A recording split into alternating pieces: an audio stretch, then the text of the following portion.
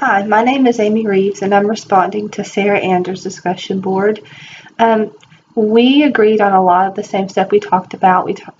Problems in the neighborhood, such as limited access to childcare, unsafe neighborhoods, whether it's through gangs and violence, and just needing some social support, and also the things that the church could do as far as giving parental education, support groups, food banks, a safe place to go, and just activities for people to come and do. But what resonated the most with me that you spoke about in your discussion board was when you mentioned using God's Word.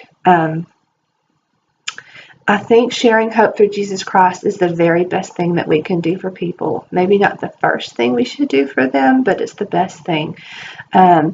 God told us to love Him with everything that we are, and to love our neighbor as ourselves.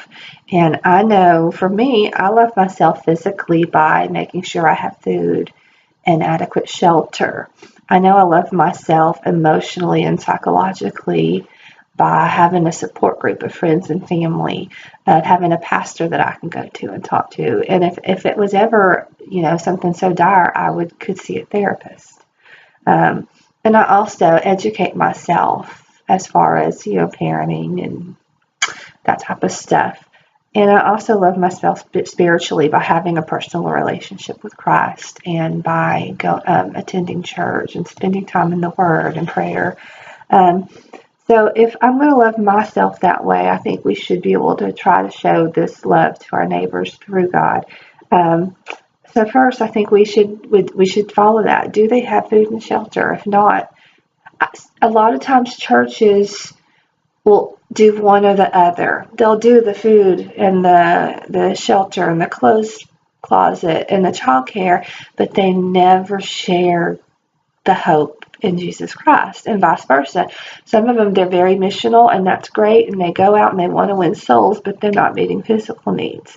So I think the best way that the church can help alleviate issues in neighborhoods is to treat the whole person. Do they have food and shelter? What can we do to help them there? Do they have quality child care? Because, they love their children and they want the best for them. So what can we do to help them get adequate child care?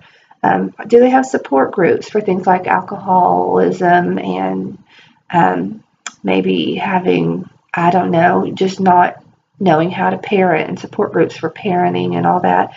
Do they have a support network? Do they have friends and family that they can go to? Because we can be that network. When something happens, or even just in everyday life, people need support, and we can go and be that for them. And then ultimately, do they have a personal relationship with Christ? And if they don't, share faith with them. And if they do, what can we do to disciple them and strengthen them and mentor them? I think that those are all very important things of what the church can do to help a neighborhood, so that children and adults and adolescents, that everyone just develops in the way that God intended them to. I enjoyed watching your discussion board, and it's been a good class. Thanks.